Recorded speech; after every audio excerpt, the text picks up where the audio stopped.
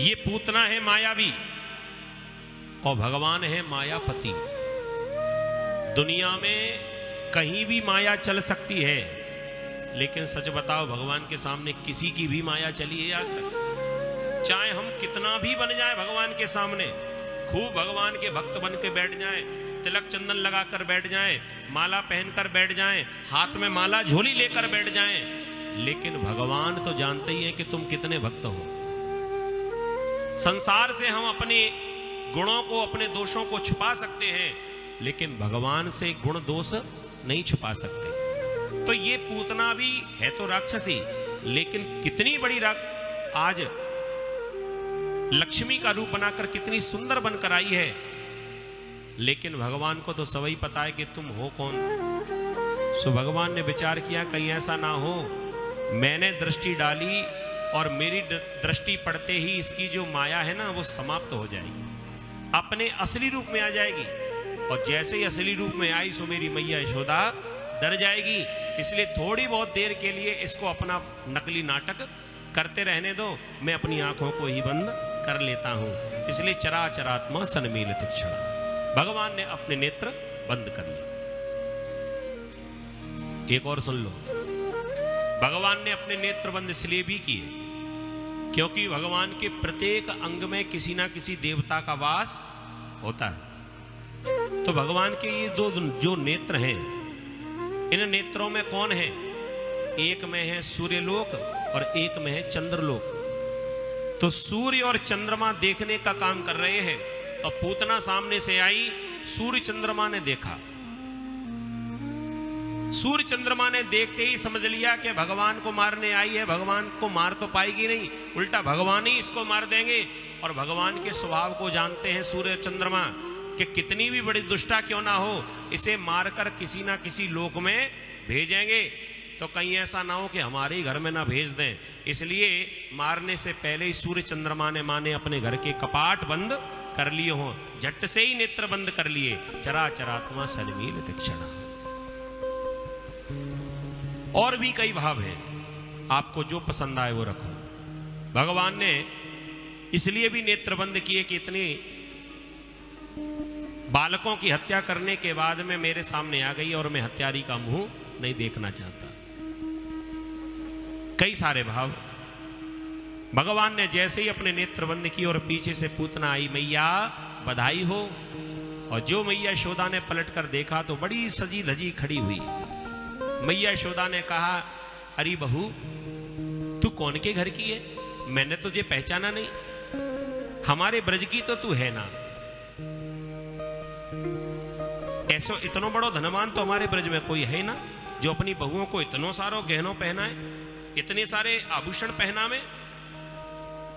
हंस के कहने लगी, हाँ हाँ माता जी, मैं मथुरा से आई हूं, मैं ब्रज की ना हूं, मैं मथुरा से आई हूं। पूछने लगी, मथुरा में कहां से आई है? अब पूतना अपना कहां तक परिचय देती। पूतना कहने लगी, मैं तो चौबे जी के घर से आई हूं। और चौबे जी का घर बहुत बड़ा, मथुरा में बहुत बड़ा परिवार, और ऐसा नाम ले दिया कि जिससे परिचय ज्यादा ना देना पड़े। कह दिया चौबे जी की बहू में तो अच्छा ब्राह्मणी हो। कह दिया हाँ। मुझे जब खबर मिली कि आपके यहां पर सुंदर लाला भयो, उसमें बधाई लेके आए गए। बड़ी प्रसन्न हुई मैया यशोदा, भोली भाली तो वैसे ही। और मैया यशोदा तुरंत खड़ी भई और अपने लाला को लेकर और पूतना को खिलाने को दे दिया। कह दिया कि तुम हमारे लाला को देखियो, हम अभी तुम्हारी कछु दान दक्षिणा की भेंट की व्यवस्था करती हैं। मैया यशोदा तो भेंट लेने के लिए भीतर चली गई, कछु वस्त्र लेकर आ रही, कछु दान दक्षिणा लेकर आ रही हैं। और इतने में पूतना को मिला मौका और झट से पूतना ने अपना स्तन लिया और भगवान के मुख में रख दिया। और भगवान भी बिल्कुल अनजान होकर छोटे से बालक बने हुए और ऐसी लीला कर रहे हैं। गाढ़म कराभ्यान भगवान प्रपिड्य प्राण ही समम रोष समन्वितो पिबत। भगवान स्तनपान करने लगे। और प्रभु की लीला देखो, पहले तो भगवान ने जहर का पान किया और जहर का पान करने के बाद में दूध का पान किया और दूध का पान करने के बाद में भगवान ने प्राणों का पान किया। प्राणी समम रोष समन्वितो पिबत। और जो पूतना के भीतर से प्राण खिंचे, अब तो पूतना छटपटाई। तुरंत ही इसका जो नकली रूप था वो नकली रूप तो हट गया और असली रूप प्रकट हो गया। बड़ी बड़ी जटाएं, बड़े बड़े दांत, बड़े बड़े नाखून, बड़ी बड़ी आंखें, और चीख रही है, लाला मुंह को छोड़ दे, लाला मुंह को छोड़ दे। अब भगवान छोड़े ना, पूरे महल में दौड़े, चिल्लाए और खूब अपने आप को बचाने का प्रयास करने लगी, लेकिन भगवान तो ऐसे चिपक गए। एक बड़ी सी खिड़की दिखाई पड़ी और खिड़की के बाहर आकाश में उड़ने लगी और चिल्लाने लगी, लाला मुंह को छोड़, लाला मुंह को छोड़। सामुंच मुंचालमिति प्रभाषिणी निष्पिड्यमाना किल जीव मरमणि। सामुंच मुंचा, हे लाला मुंह को छोड़ दे। भगवान ने धीरे से कहा, मौसी जी यही तो हमारे भीतर कमी है, पहले हम किसी को पकड़ते नहीं हैं और एक बार जाकू पकड़ ले फिर हम उसको छोड़ते नहीं हैं। पूतना रोने लगी, मुझे छोड़ दो, आज के बाद कभी नहीं आऊंगी। भगवान ने कहा, जिंदा रहेगी सो दोबारा आएगी, मौका ही नहीं पड़ेगा दोबारा आने का। भगवान ने पूतना के प्राणों को खींचा और पूतना मारी गई, लेकिन भगवान मरी मराई पूतना को अपने संग में आकाश में उड़ाते हुए ले जा रहे हैं। विशाल इसका रूप हो गया। सोचा कि कहां पटके, अगर कहीं ब्रज में पटक दी तो न जाने कितने ब्रजवासी तो दब के ही समाप्त रह जाएंगे। तो मामा के यहां ते आइए, सो इसको मामा के खेत में ही जाके पटको। सीधे ले जाकर और जहां कंस का एक बगीचा था, बगीचे में ले जाकर और पूतना को पृथ्वी पर पटका और पटकते ही गोविंदाय नमो नमः बोली पूतना मर्दन भगवान की जय। इस प्रकार भगवान ने पूतना का उद्धार किया।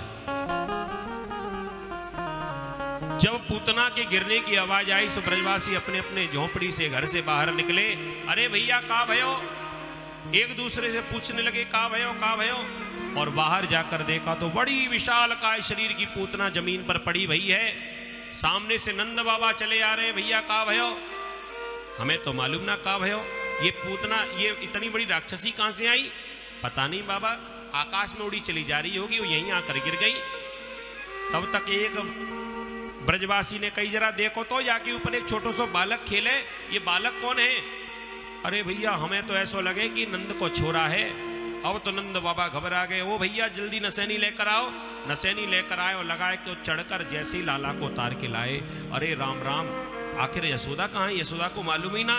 नंद बाबा दौड़कर जब घर पहुंचे तो वहां मैया यशोदा अभी भी वो भेंट की तलाश कर रही है कि घर में इन पंडितानी को कहा दूं।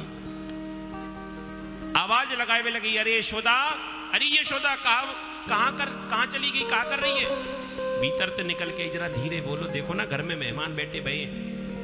नंद बाबा ने समझाई, कोई मेहमान नहीं थी, देखो ना कितनी बड़ी राक्षसी थी, तेरे लाला को ले जा रही थी। मैया यशोदा ने जब पूतना को देखा तो भयभीत रह गई, अपने लाला कन्हैया को अपनी गोद में लियो। हे भगवान, मोकू का मालूम होते तो कह रही थी चौबे जी की बहू, आज के बाद अपने लाला को काऊ को नहीं दूंगी मैं खिलावे को। और तुरंत ही मैया अपने खिरक में पहुंची और अपने लाला की नजर उतार रही, क्योंकि राक्षसी लेकर जाए गई ना, तो कहीं आपको अलाय वलाय न लग जाए, कहीं नजर न लग गई होए। सो माताओं पर तो एक देसी इलाज होता है। तुरंत ही गैया की पूंछ को लेकर और लाला के ऊपर 7 बार घुमा दो, जैसे कैसी भी अलाय बलाय नजर हो सब दूर हो जाए। सो मैया यशोदा भी आज कन्हैया के ऊपर और गैया की पूंछ लेके और घुमाने लगी। लेकिन मैया इतनी भोली है कि भगवान की नजर भगवान के नाम से ही उतार रही। गाय की पूंछ को लेके कन्हैया को दूसरे हाथ में लेके और वह पूंछ को लेके और भगवान के ऊपर उतार रही और क्या कह रही, हे भगवान नारायण, मेरे लाला को रक्षा करियो, मेरे लाला को काई की नजर ना लगे। भगवान गोद में ही लेटे लेटे मुस्कुरा गए, भारी मैया मेरी कंपनी की वैक्सीन मुंह को ही लगा रही है। प्रेम से बोलो राधे राधे। मेरे नाम से ही मुंह को झाड़ा लगावे, बड़ी भोली है।